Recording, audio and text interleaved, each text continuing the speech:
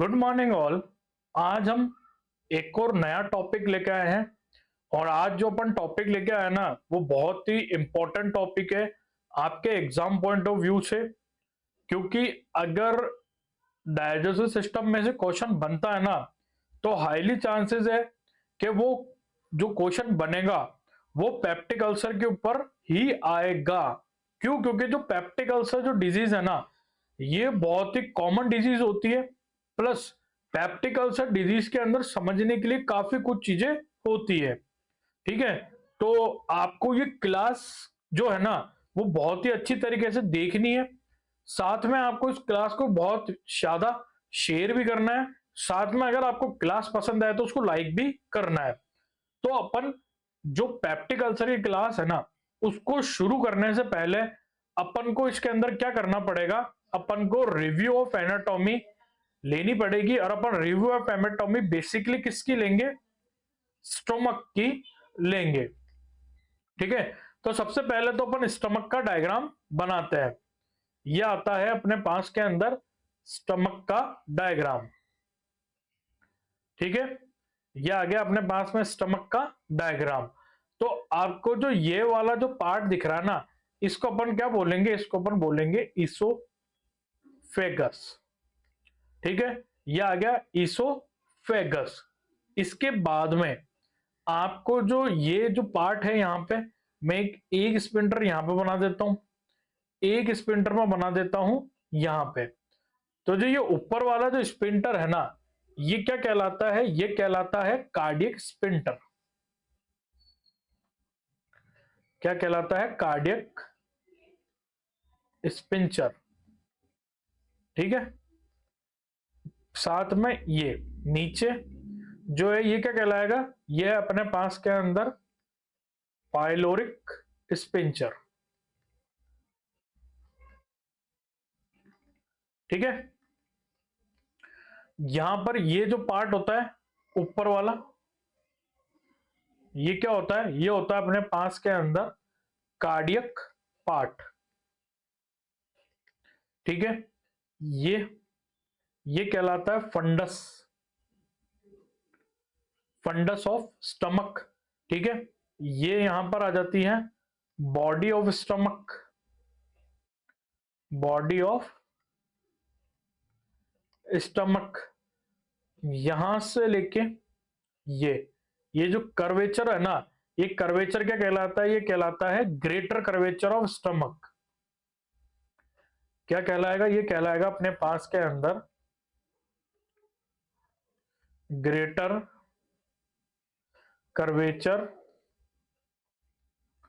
Of stomach. ठीक है, stomach का ग्रेटर कर्वेचर कहलाता है। यहां से लेके ये वाला ये जो कर्वेचर है ना ये क्या कहलाता है? ये कहलाता है अपने पास के अंदर लेसर कर्वेचर। ठीक है, क्या कहलाता है? लेसर कर्वेचर कहलाता है। ठीक है, और जो ये यहां पर जो कार्डियक स्पिंटर है ना इसे लोअर इसोफेजियल स्पिंटर भी अपन बोलते हैं।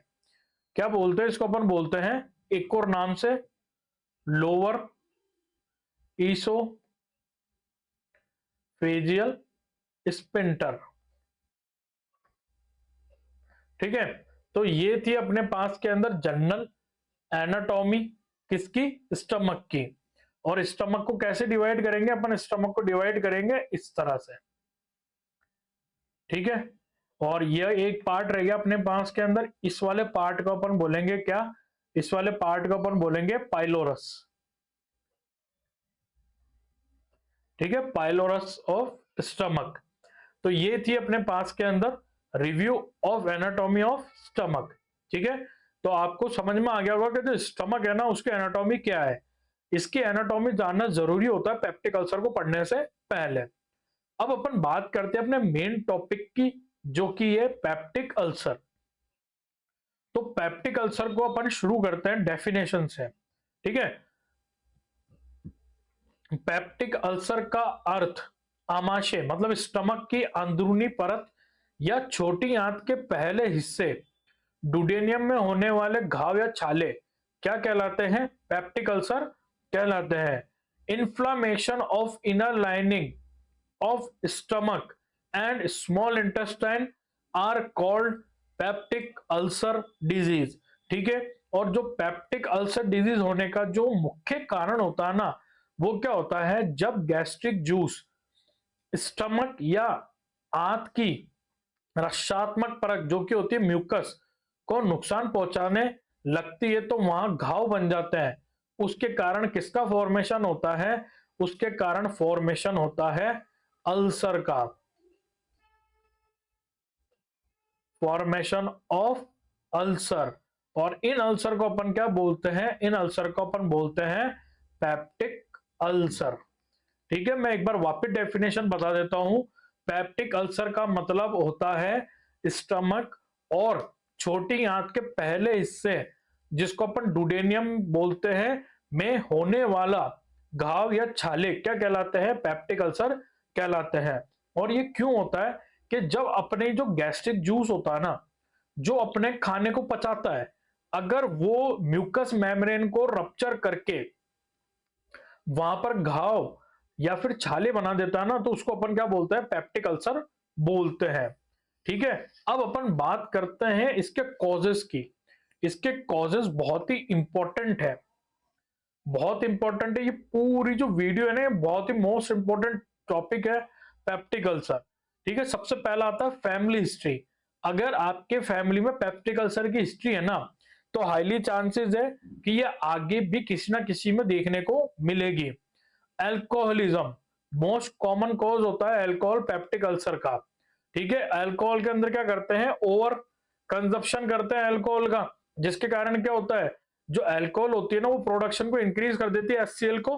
और क्या होता है, जो मेम्ब्रेन है ना स्टमक की, वो क्या हो जाती है, रप्चर हो जाती है। ठीक है, स्मोकिंग, स्मोकिंग भी मोस्ट कॉमन रीजन होता है। फिर आता है स्पाइसी फूड। ठीक है, स्पाइसी फूड के अंदर भी बेसिकली कौन सा फूड, जो चाइनीज आइटम आते हैं, जो चाइनीज आइटम्स होते हैं ना, जैसे कि फूड के अंदर आता है, देखो सबसे पहला तो आता है अपने पास के अंदर फ्राइड राइस। ठीक है, फ्राइड राइस आता है, चाउमीन। ठीक है, और ना ये तो एक एक हो गया चाइनीज आइटम। दूसरा होता है अपने पास के अंदर fermented food, fermented food. Fermented food के अंदर क्या आता है, फर्मेंटेड फूड के अंदर आता है इडली, सांबर। ठीक है, जिसको अपन इसके अंदर लिख देंगे डोसा। जो फर्मेंटेड फूड होते हैं ना, है ना, तो फर्मेंटेड फूड को अपन इंग्लिश में कहते हैं खमीर उठे हुए। ठीक है, आपने देखा होगा जब भी है ना इडली वगैरह बनाते हैं ना, तो इनो डालते हैं, है ना, तो उससे क्या होता है, फर्मेंटेड होता है उसके अंदर। तो ब्रेड होती है फर्मेंटेड फूड का, एक और बेस्ट एग्जांपल क्या है, ब्रेड। तो इन खानों से क्या होता है ना, क्या होगा, पेप्टिक अल्सर देखने को मिलेगा। और क्या होते हैं, और जैसा ऑयली फूड्स होते हैं, ऑयली फूड जैसे कि ना तले भुनी चीजें बहुत होती है ना, तो इन सब के कारण भी क्या होता है, पेप्टिक अल्सर देखने को मिलता है। ठीक है, फिर आता है अपने पास के अंदर टी कॉफी। टी कॉफी भी आजकल काफी लोग कंज्यूम करते हैं बहुत ओवर अमाउंट के अंदर, उसके कारण पेप्टिक अल्सर देखने को मिलेगा। फिर आता है अपने पास के अंदर अत्यधिक तनाव। ठीक है, और अत्यधिक तनाव को आजकल अपन एक और नाम से भी जान सकते हैं, या दोनों अलग अलग है, बट अपन कह सकते हैं ओवर थिंकिंग। बिना बात का सोचना, और इतना ज्यादा सोचना कि उसको लेकर काम ही ना करना। ठीक है, वो भी एक किसका कारण बनता जा रहा है, तनाव, स्ट्रेस का कारण बनता जा रहा है। तो जो तनाव के कारण जो अल्सर देखने को मिलेगा ना, वो कौन सा अल्सर देखने को मिलेगा, वो देखने को मिलेगा स्ट्रेस अल्सर। स्ट्रेस अल्सर देखने को मिलता है। ठीक है, और दूसरा आता है पेट में एचसीएल का ज्यादा स्राव होना। ठीक है, पेट में एचसीएल का ज्यादा स्राव होने का कारण क्या होता है, पेट में एचसीएल का ज्यादा स्राव करने का कारण होता है बहुत टाइम तक भूखे रहना, बार बार चीजों को सोचते रहना, स्ट्रेस लेना, है ना, ओवर, जैसे भूखे पेट देखा होगा, ऐसे बोलते हैं भूखे पेट चाय नहीं पीनी चाहिए, क्यों, क्योंकि वो एचसीएल का प्रोडक्शन बढ़ा देती है। ठीक है, तो ये कारण होता है। फिर आता है दवाइयों का प्रभाव, जिसको अपन बोलते हैं ड्रग इंड्यूस पेप्टिक अल्सर। तो कौन कौन सी ड्रग आती है, एग्जाम्पल देखते हैं अपन पहले तो। ठीक है, तो एग्जाम्पल के अंदर जो सबसे पहला जो आंसर एग्जाम्पल आता ना, एग्जाम्पल देखते हैं। तो एग्जाम्पल के अंदर आती है सबसे पहले NSAIDs, non steroid anti inflammatory drugs. कौन सी होती है? Non steroid anti inflammatory drugs होती है। ठीक है, फिर आता है एस्पायरिन, एस्पायरिन। ठीक है, एस्पायरिन के कारण होती है आइब्रोब्यूफिन, आइब्यूप्रोफेन। ठीक है, आइब्रोब्रूफिन के कारण भी क्या देखने को मिलता है? पेप्टिक अल्सर देखने को मिलता है ना। और फिर इसके बाद में आता है बैक्टीरिया, ये सबसे इंपॉर्टेंट है आपके। ठीक है, बैक्टीरिया, बैक्टीरिया में कौन सा होता है? Bacteria H pylori. मैं इसको अलग पेन से लिख देता हूं ताकि आपको यहां पर अच्छा समझ में आ जाए। ठीक है, बैक्टीरिया कौन सा होता है? बैक्टीरिया होता है एच पाइलोरी। एच पाइलोरी की फुल फॉर्म होती है हेलिको बैक्टर पाइलोरी। ठीक है, इसका जो मोस्ट कॉमन रीजन होता है पेप्टिक अल्सर होने का, वो एक ही होगा, एच पाइलोरी इन्फेक्शन के कारण। ठीक है, और जो ये हेलिकोबैक्टर पाइलोरी होता है ना, ये क्या कराता है? पेशेंट के अंदर पेप्टिक अल्सर कॉज करवाता है। ठीक है, अब अपन आगे चलते हैं। ये तो क्या थे अपने पास के अंदर? ये थे सारे अपने पास में कॉजेज, जिसके अंदर से आपको स्पाइसी फूड, जिसके अंदर चाइनीज फूड आइटम और फर्मेंटेड फूड आइटम आपको अच्छे से याद रखना है। अत्यधिक स्ट्रेस याद रखना है, दवाइयों का प्रभाव बहुत अच्छे से याद रखना है, और 5 स्टार ये तो याद रखना ही रखना है, और कुछ याद करो मत करो, बट आपको ये पता होना चाहिए पेप्टिक अल्सर कौन से बैक्टीरिया के कारण होता है? एच पाइलोरी के कारण होता है। अब अपन बात करते हैं पेप्टिक अल्सर के प्रकार की। ठीक है, तो आपको डायग्राम दिख रहा होगा। तो बेसिकली जो पेप्टिक अल्सर है ना, उसको कितने टाइप्स में डिवाइड किया है? बेसिकली अपने इसको डिवाइड किया है 3 टाइप्स के अंदर। ठीक है, सबसे पहला आता है ईसोफेजियल अल्सर। ठीक है, ईसोफेगस में होने वाले अल्सर क्या कहलाते हैं? ईसोफेजियल अल्सर कहलाते हैं। दूसरा अपने पास के अंदर आता है गैस्ट्रिक अल्सर। ठीक है, जो ग्रेटर कर्वेचर या एंट्रम में होने वाले जो अल्सर होते हैं वो क्या कहलाते हैं? गैस्ट्रिक अल्सर कहलाते हैं। तीसरे नंबर पर आता है डुडेनियल अल्सर। डुडेनियम मतलब कि स्मॉल इंटेस्टाइन के फर्स्ट पार्ट, डुडेनियम में होने वाले अल्सर को क्या कहते हैं अपन? डुडेनियल अल्सर कहते हैं। आपको डायग्राम में ये देखो, ये वाला जो दिख रहा है ना डायग्राम, ये किसका डायग्राम है? ये है अल्सर मतलब छाले का डायग्राम है। अब अपन चलते हैं इनकी डेफिनेशंस और इनके टाइप्स पे। तो सबसे पहला अपने पास में आता है,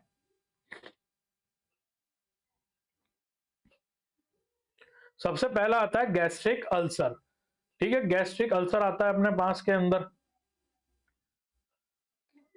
ठीक है, अल्सर तो सबसे पहला आता है, ये आमाशय स्टमक के अंदर होते हैं। किसके अंदर होंगे? स्टमक मतलब स्टमक के अंदर होंगे, और ये अल्सर गैस्ट्रिक म्यूकोजा में होता है। मतलब कि जो स्टमक की लेयर होती है ना, म्यूकोजल मेम्ब्रेन, स्टमक की लेयर कौन सी लेयर? Mucus membrane. उसके अंदर इसका क्या हो जाता है? इन्फ्लामेशन हो जाता है, जिसके कारण अल्सर फॉर्मेशन हो जाता है। तो ये कहलाते हैं गैस्ट्रिक अल्सर। इसके बाद में आता है डुडेनियल अल्सर, जो कि कहां पर होता है? First part of small intestine. First part of small intestine, उसमें क्या देखने को मिलता है? डुडेनियल अल्सर देखने को मिलता है। यह प्रकार छोटी आंत के शुरुआती हिस्से डुडेनियम में होती है, और मोस्ट कॉमन टाइप, ठीक है, मोस्ट कॉमन टाइप 5 स्टार कर लेना, पेप्टिक अल्सर। अगर कोई पेशेंट आया कि उसको पेप्टिक अल्सर है, आपने डायग्नोसिस कर लिया, तो मोस्ट कॉमन या हाईली चांसेस है कहां पर होंगे? डुडेनियल अल्सर ही उसको देखने को मिलेंगे। फिर आता है ईसोफेजियल अल्सर, जो कि कहां पर होता है? ईसोफेगस के निचले हिस्से में देखने को मिलते हैं। ये थे अपने पास में 3 टाइप किसके? स्टमक अल्सर के, पेप्टिक अल्सर के। अब अपन बात करेंगे कि जो पेप्टिक अल्सर होता है ना, उसके अंदर अपन को क्या क्या क्लिनिकल फीचर्स देखने को मिलते हैं। तो जो सबसे पहला जो देखने को मिलता है ना, वो देखने को मिलता है अपन को लॉस ऑफ एपेटाइट। ठीक है, भूख में कमी। क्यों? क्योंकि पेशेंट जो है ना उसको ऑलरेडी पेट में काफी दर्द हो रहा होगा, जिसके कारण उसको खाने का मन नहीं करेगा। फिर आता है वजन में कमी। ठीक है, जब वो खाना नहीं खाएगा तो उसके कारण क्या होगा, उसको वेट लॉस देखने को मिलेगा। ठीक है, सीने में जलन। सीने में जलन क्यों देखने को मिलती है? ड्यू टू एक्सेस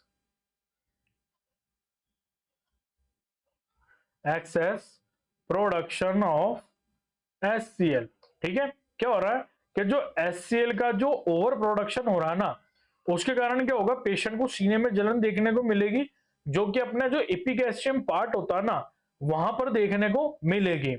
पेशेंट में नोजिया वॉमिटिंग देखने को मिलेगी। मेलिना, मेलिना का मतलब होता है black colour stool, black colour stool. ठीक है, ब्लैक कलर का स्टूल देखने को मिलेगा पेशेंट के अंदर। साथ में जो पेप्टिक अल्सर का मोस्ट कॉमन जो साइन होता है ना, वो होता है अपने पास में पेट के ऊपरी हिस्से में दर्द। ठीक है, पेट के जो ऊपर जो एपिगैस्ट्रियम वाला रीजन होता है ना, यहां पर पेशेंट को काफी पेन देखने को मिलेगा। अब अपन बात करते हैं डायग्नोसिस की, कि आप किस तरह डायग्नोसिस करोगे पेप्टिक अल्सर को। ठीक है, तो पेप्टिक अल्सर को डायग्नोसिस करने के लिए सबसे पहले अपन करेंगे history taking.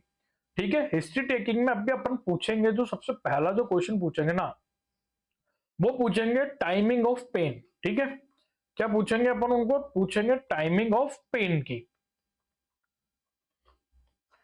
Timing of pen. ठीक है, अब इसमें भी दो टाइप से अपन पूछेंगे। ठीक है, अब इसमें क्या होता है ना, अपन जो इसमें पूछेंगे कि खाना खाते ही दर्द होता है क्या। ठीक है, क्या पहला क्वेश्चन होगा पेट दर्द खाना खाते ही होता है। ठीक है, और दूसरा पूछेंगे पेट दर्द खाना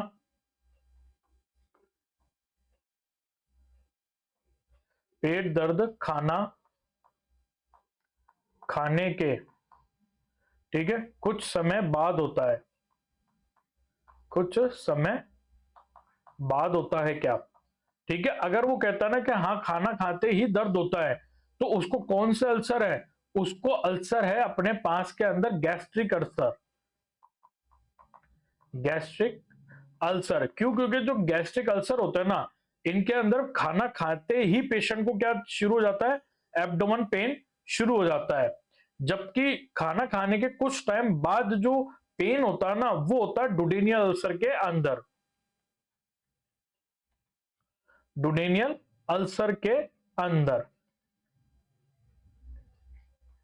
ठीक है, डुडेनियल अल्सर के अंदर पेन देखने को मिलता है खाना खाने के कुछ टाइम बाद। क्यों? क्योंकि जो खाना होता है ना, वो कहां चल जाता है? इंटेस्टाइन के अंदर चल जाता है। ठीक है, अपन फिजिकल एग्जामिनेशन करेंगे। फिजिकल एग्जामिनेशन में क्या चेक करेंगे अपन? फिजिकल एग्जामिनेशन में चेक करेंगे टेंडरनेस। साथ में अपन क्या करेंगे? कल्चर करवाएंगे। ठीक है, क्या करवाएंगे? कल्चर करवाएंगे अपन। ठीक है, कल्चर करवाएंगे किसके लिए? हेलिकोबैक्टर पाइलोरी, एच पाइलोरी का टेस्ट करने पता लगाने के लिए कल्चर करवाएंगे। अब आता है अपने पास के अंदर एंडोस्कोपी। जब अपन पेशेंट की एंडोस्कोपी करवाते हैं ना, तो अपन को कुछ इस तरह की अपीयरेंस देखने को मिलती है। ठीक है, आपको ये वाले फोल्ड्स नजर आ रहे होंगे, ये ठीक है, ये है, ये है ना, ये राउंड, ये क्या है? ये जो मसल्स है अपने इंटेस्टाइन की, जो क्रमाकुंचन गति करवाती है ना, तो वो इन्हीं से होता है, इनको विलाई सिस्टम बोलते हैं। ठीक है, तो पहला जो डायग्राम है ना, इसको अपन देते हैं डायग्राम फर्स्ट। ये डायग्राम फर्स्ट, ये डायग्राम सेकंड। ठीक है, तो आपको देखो ये नजर आ रहा होगा, ये एक, ये दो, तीन, ठीक है, और देखो चार, है ना। तो ये क्या है? ये है अपने पास के अंदर अल्सर। क्या है ये अपने पास के अंदर है? अल्सर। ठीक है, इसके बाद में एक और अगर अपन इमेज देखना चाहे ना, तो कुछ एक अल्सर तो इस तरह के होते हैं जिनका बेस क्या हो जाता है, ग्रे कलर का हो जाता है। एक होता है अपने पास के अंदर इस टाइप के अल्सर होते हैं, ये अपने पास में सेकंड इमेज। ठीक है, इसमें आप देखना ये, ठीक है, ये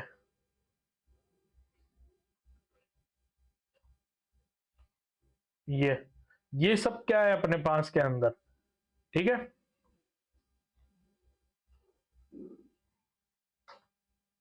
ये क्या है अपने पास के अंदर, ये भी क्या है, ये है अपने पास के अंदर अल्सर। ठीक है, छाले। तो कुछ इस तरह की अपीयरेंस देखने को मिलती है अपन को एंडोस्कोपी के अंदर। ठीक है, अब अपन ने क्या करा, इसका डायग्नोसिस देख लिया, क्लिनिकल फीचर्स देख लिए, कॉजेस देख लिए। अब अपन बात करते हैं इसके ट्रीटमेंट की, कि अपन किस तरह इसका ट्रीटमेंट करेंगे। ठीक है, तो इसका ट्रीटमेंट करने के लिए अपन सबसे पहला ट्रीटमेंट करेंगे मेडिकल मैनेजमेंट। और मेडिकल मैनेजमेंट में जो फर्स्ट ड्रग देते हैं ना अपन, वो आती है प्रोटॉन पंप इनहिबिटर। ठीक है, ड्रग ऑफ चॉइस। ठीक है, ड्रग ऑफ चॉइस। ठीक है, पेप्टिक अल्सर की ड्रग ऑफ चॉइस कौन सी है, प्रोटॉन पंप इनहिबिटर है। ठीक है, ध्यान रखना, ये 5 स्टार एमसीक्यू है। पेप्टिक अल्सर की ड्रग ऑफ चॉइस कौन सी है, प्रोटॉन पंप इनहिबिटर है। और प्रोटॉन पंप इनहिबिटर क्या कराती है, एसिड के उत्पादन को कम करवाती है। ठीक है, इसके प्रोटॉन पंप इनहिबिटर के एग्जांपल की अगर अपन बात करें ना, तो उसके अंदर आता है पेंटाप्राजोल, पेंटाप्राजोल। ठीक है, दूसरा आता है अपने पास के अंदर रेबिप्राजोल, रेबिप्राजोल। ठीक है, एक आता अपने पास के अंदर ओमिप्राजोल। ठीक है, ये होते हैं प्रोटॉन पंप इनहिबिटर के एग्जाम्पल। इसके बाद में अपन जो ड्रग देते हैं, वो देते हैं अपन एंटा एसिड्स। एंटा एसिड्स क्या करते हैं, जो न्यूट्रल मतलब एसिड को न्यूट्रल करने का काम करते हैं। अपन फिजिक्स सॉरी केमिस्ट्री के अंदर अपन पढ़ते हैं, जब अम्ल प्लस क्षार, ठीक है, जब अम्ल प्लस क्षार की अपन क्रिया करवाते हैं ना, तो अपन को क्या मिलता है, उदासीन मिलता है। ठीक है, मतलब acid plus alkaline equal to neutral. तो क्या होता है, उसके मतलब जो उसका प्रभाव है उसको कम कर देता है। ठीक है, तो एंटा एसिड इसलिए देते हैं क्यों, क्योंकि किसका प्रोडक्शन ओवर हो रहा होता है, HCl का। तो ये क्या करेगी, उसके प्रोडक्शन को कराएगी कम। ठीक है, इसलिए अपन क्या करेंगे, एंटा एसिड्स भी देंगे। ठीक है, इसके एग्जाम्पल की अगर अपन बात करें ना, तो उसके अंदर एक नाम आता है रेंटिडीन। ठीक है, रेंटिडीन नाम आता है, जिसको अपन जानते हैं रेंटेक इंजेक्शन के नाम से। एक आता है फॉर्मेटिडीन, फॉर्मेटिडीन। ठीक है, ये क्या करेंगे अपन, ये एडमिनिस्टर करेंगे, है ना।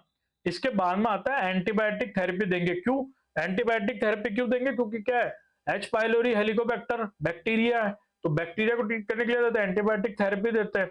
और मोस्ट कॉमन अपन कौन सी ड्रग इंजेक्शन यूज करते हैं, इंजेक्शन मेट्रोनिडाजोल,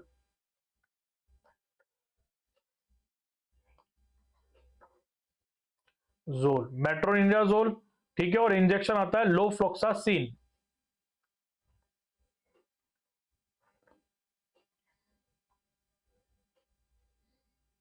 लोफ्लोक्सासिन।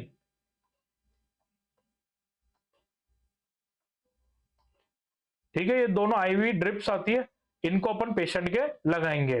तो ये था अपने पास के अंदर medical management of peptic ulcer. अब आता है अपने पास के अंदर कि अगर मेडिकल मैनेजमेंट से भी अगर पेप्टिक अल्सर ठीक नहीं होता ना, तो फिर अपन को क्या करनी पड़ती है, सर्जरी करनी पड़ती है। और सर्जरी के अंदर अपन मोस्ट कॉमन सर्जरी कौन सी करते हैं, वेगोटॉमी। ठीक है, वेगोटॉमी के अंदर क्या करते हैं, इस सर्जरी में वेगस नर्व के एक हिस्से को काट दिया जाता है। और वेगस नर्व क्या करती है, ये स्टिमुलेट करती है फंक्शन ऑफ स्टमक को। ठीक है, आप लोग मुझे कमेंट में बताना कि जो वेगस नर्व है ना, उसका कौन सा नंबर है। ठीक है, ये कौन सी नर्व होती है, क्रेनियल नर्व होती है। ठीक है, ये क्रेनियल नर्व होती है। आप लोग मुझे बताना है कौन सी क्रेनियल नर्व है। ठीक है, क्रेनियल नर्व होती है, कौन से नंबर की क्रेनियल नर्व है ना, ये आपको कमेंट सेक्शन में मुझे बताना है। ठीक है, तो पहला तो क्या करेंगे, वेगोटॉमी करेंगे। ठीक है, और जो दूसरा जो सर्जरी का ऑप्शन होता है ना अपने पास में, दूसरा सर्जरी का ऑप्शन होता है अपने पास के अंदर एंट्रेक्टोमी। ठीक है, एंट्रेक्टोमी कर देंगे। एंट्रेक्टोमी में अपन क्या करते हैं, पेट के निचले हिस्से जिसे एंट्रम कहते हैं उसे काट कर निकाल देंगे। ठीक है, क्या करेंगे, ये स्टमक, ठीक है, अपन ने स्टमक बनाया। अपन ने इस वाले पार्ट को क्या बोला था, ग्रेटर कर्वेचर, और इसी को अपन क्या बोलते हैं, एंट्रम। ठीक है, अपन क्या करेंगे, इसको काट देंगे यहां से। ठीक है, इसको क्या कर दिया अपन ने, यहां से काट दिया। अब इसको काटने के बाद में इसको क्या करेंगे, यहां से अलग हटा देंगे, क्योंकि यहीं पर क्या थे, अल्सर थे। तो इसको अपन क्या बोलते हैं, इसको अपन बोलते हैं एंट्रेक्टोमी। ठीक है, तो ये थे अपने पास के अंदर surgical management of peptic ulcer. अब अपन बात करते हैं अपने नर्सिंग मैनेजमेंट की, कि एज अ नर्स अपन को क्या क्या ध्यान रखना है पेशेंट का मैनेजमेंट करते टाइम पेप्टिक अल्सर में। सबसे पहले तो न्यूट्रिशन का ध्यान रखना है। ठीक है, पेशेंट को कैसी डाइट देनी है, ब्लेंड डाइट देनी है। ठीक है, क्यों ब्लेंड डाइट देनी है, क्योंकि ब्लेंड डाइट के अंदर क्या होगा, मिर्च मसाला कम होगा, ऑयली नहीं होगा, तो उसके कारण क्या होगा, उसको डाइजेस्ट करने में आसानी होगी, प्लस वो जाके इरिटेट नहीं करेगा अल्सर्स को, जिसके कारण उसको पेन नहीं होगा। साथ में बैलेंस डाइट देंगे जिसमें प्रोटीन, फैट, कार्बोहाइड्रेट और फाइबर की समान मात्रा होगी। ठीक है, तो जिसके कारण क्या होगा, उसको कॉन्स्टिपेशन नहीं होगा। ठीक है, कॉन्स्टिपेशन नहीं होगा तो उसके कारण क्या होगा, जो उसका मोशन है वो नॉर्मल रहेगा। साथ में कार्बोहाइड्रेट, वसा, प्रोटीन उसको एनर्जी प्रोवाइड करेंगे। साथ में एक और चीज क्या ध्यान रखनी है, उसको छोटे छोटे अंतराल में भोजन देना है। मतलब उसका जो फूड है ना, उसको क्या कर देना, पार्टीशन कर देना है। ठीक है, फॉर एग्जाम्पल अगर कोई पर्सन दिन में 6 रोटी खाता है, तो उसको 2-2 रोटी 3 टाइम दे देनी है अपन को, ताकि क्या हो, स्टमक पे इतना लोड नहीं पड़े और उसको ज्यादा तकलीफ ना हो। ठीक है, और क्या ध्यान रखेंगे, रोगी को पर्याप्त आराम और तनाव मुक्त रहने की सलाह देंगे। उसको कहेंगे कि आपको इतना सोचने की जरूरत नहीं है, ये डिजीज ठीक हो जाएगी और आप थोड़े दिन के अंदर वापस घर चल जाओगे, तो आप इतना चीज मत सोचो। परिवार और रोगी को साइकोलॉजिकल सपोर्ट प्रोवाइड करेंगे। साथ में अपन जो ड्रग्स से होने वाले साइड इफेक्ट है ना, उसके बारे में जानकारी देंगे पेशेंट को, ताकि आगे चलकर उसको कोई दिक्कत ना हो। ठीक है, अब अपन बात करते हैं समरी, कि अपन ने इस वीडियो में क्या क्या देखा। ठीक है, समरी की अगर अपन बात करते हैं, तो समरी के अंदर क्या हुआ था, सबसे पहले अपन ने देखा था रिव्यू ऑफ एनाटॉमी। अपन ने सबसे पहले एनाटॉमी का रिव्यू किया था। ठीक है, उसके बाद अपन ने बात करी थी डेफिनेशन, किसकी, डेफिनेशन ऑफ पेप्टिक अल्सर, के पेप्टिक अल्सर क्या होते हैं। उसके बाद अपन ने देखे थे causes, causes of peptic ulcer, जिसमें अपन ने हेलिकोबैक्टर पाइलोरी को मेन कॉज कहा था। उसके बाद अपन ने देखे थे sign and symptom, sign and symptom. ठीक है, जिसके अंदर अपन ने क्या करा था, एंडोस्कोपी, एंडोस्कोपी के अंदर अपन ने देखा था कि किस तरह का अपीयरेंस नजर आएगा। फिर अपन ने बात करी थी इसके डायग्नोसिस की, सॉरी, साइन एंड सिम्टम की बात करी थी, फिर इसके जो डायग्नोसिस था ना, उसमें अपन ने बात करी थी एंडोस्कोपी की। ठीक है, 5वें नंबर पर अपन ने बात करी थी डायग्नोसिस की, जिसमें अपन ने देखा था कि एंडोस्कोपी में वो किस तरह नजर आएगा। उसके बाद अपन ने क्या करा था, इसका मैनेजमेंट किया था, जिसके अंदर अपन ने पहला किया था मेडिकल मैनेजमेंट। ठीक है, मेडिकल मैनेजमेंट में अपन ने ड्रग ऑफ चॉइस बताई थी, किसको बताई थी, प्रोटोन पंप इनहिबिटर को अपन ने ड्रग ऑफ चॉइस बताई थी पेप्टिक अल्सर की। उसके बाद में अपन ने सर्जिकल मैनेजमेंट देखा था। ठीक है, सर्जिकल मैनेजमेंट में अपन ने 2 देखे थे, वेगोटॉमी देखा था और एक एंट्रोटॉमी देखा था। और फिर लास्ट में अपन ने क्या पढ़ा था, लास्ट में अपन ने पढ़ा था नर्सिंग मैनेजमेंट। ठीक है, तो ये थी आज की अपनी क्लास, जो कि बेस्ड थी पेप्टिक अल्सर के ऊपर।